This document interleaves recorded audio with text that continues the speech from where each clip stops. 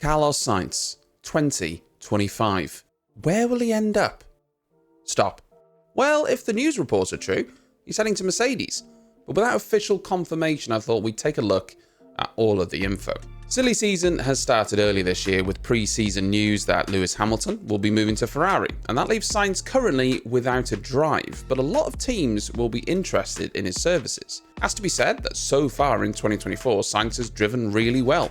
Of course, the win in Australia is the high point, but Ferrari has looked good at some of the circuits so far, and Sainz seems to be looking pretty comfortable in the car. I think he'll be expecting to have some more good races as we head further into the season. We know there's a seat open at Mercedes, but would Sainz be an option? Has Toto Wolff offered him a contract?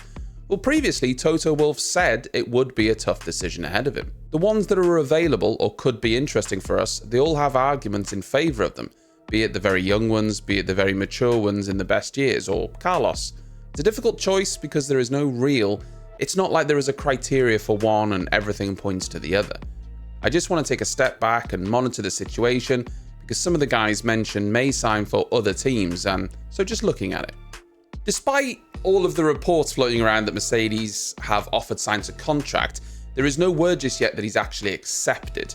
There are rumours that there's a bit of a disagreement in the length of contract. Merck wanted to offer him a 1+1, which means a guarantee of 1 with an option for a second year. They're kind of keeping Kimi Antonelli there as an option potentially for 2026.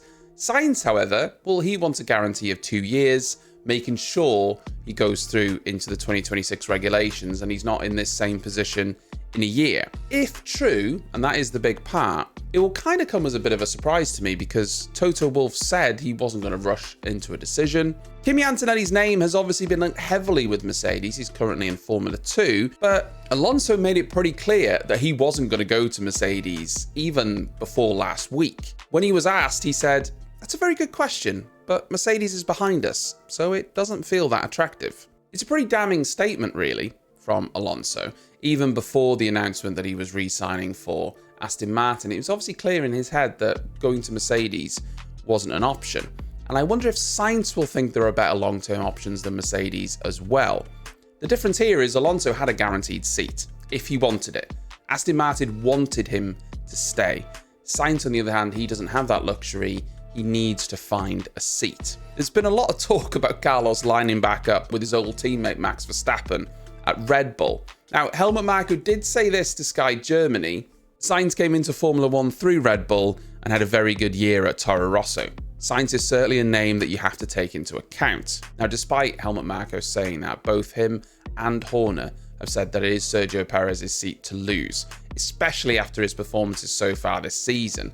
After Japan, Horner said this: "It's his seat to lose. He's doing a great job. I mean, he qualified within a 1/10 of a second yesterday, by far his best qualifying performance around here. I think you can see his confidence." And to be fair, Perez is doing exactly what's been asked of him and what's needed of him, and performing much better than last year. Red Bull don't expect him to be challenging Max, and I dare say they don't really want him to be causing those problems either. They want him securing points for the team in the Constructors, getting second position behind Max, and maybe winning races when Max can't for whatever reason, although that's, few and far between.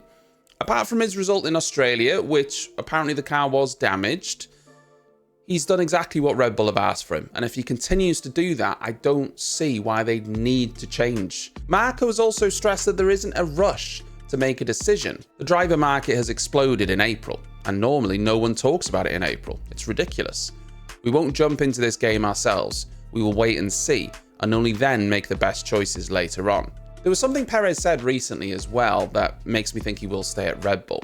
I get the feeling that he's maybe been told, do well in the first half of the season, and we will give you a contract. He said this: "I believe it'll be a matter of time. Obviously, the driver market is moving, and the next few weeks are going to be a lot of movement for sure. So I expect within a month to really know what I'm doing next year." The other option for Sainz would be Aston Martin, or would have been. That avenue now is pretty much closed. The only seat available would be Lance Stroll. But could we see Lawrence Stroll getting rid of his son in that seat? I don't think so, but there is still a board. There's an Aston Martin board, and perhaps they could be putting some pressure on that side of things. Because let's face it, Stroll isn't performing at Alonso's level. He hasn't been, and I don't think Stroll is maximising the points of that car. If Aston Martin had a better quality driver in that second seat, I do think they'd be getting more points towards the constructors.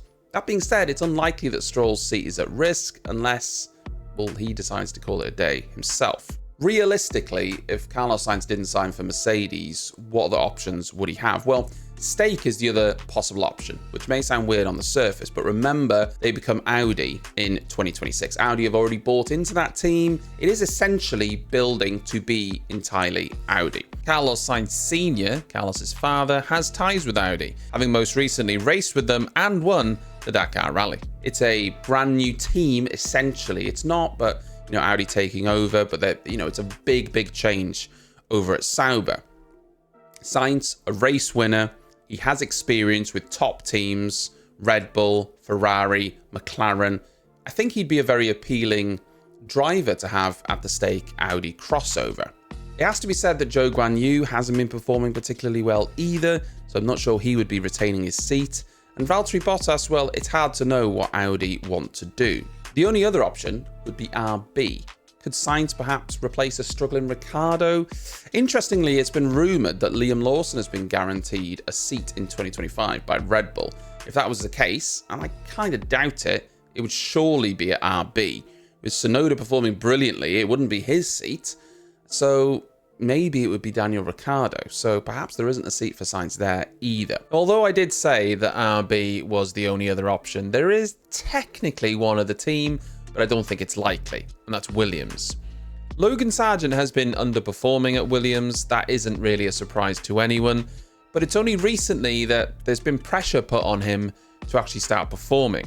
It's been widely reported now that Williams are looking outside to potentially replace Logan Sargeant. He hasn't had the best start of the season. He didn't have a great season last year.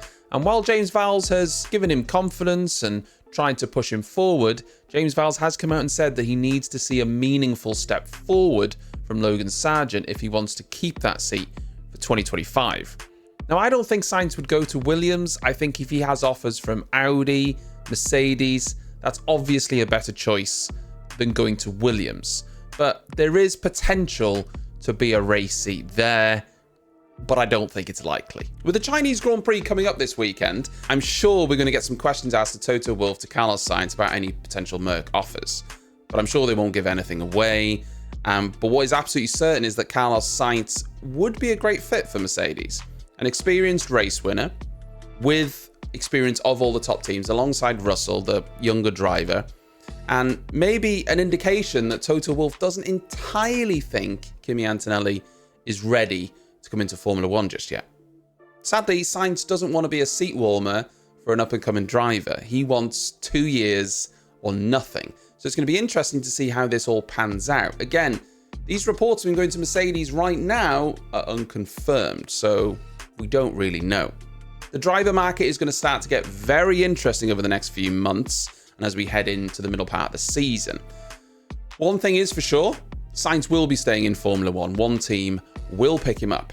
The question is, who? Thanks for watching. I'll see you next time.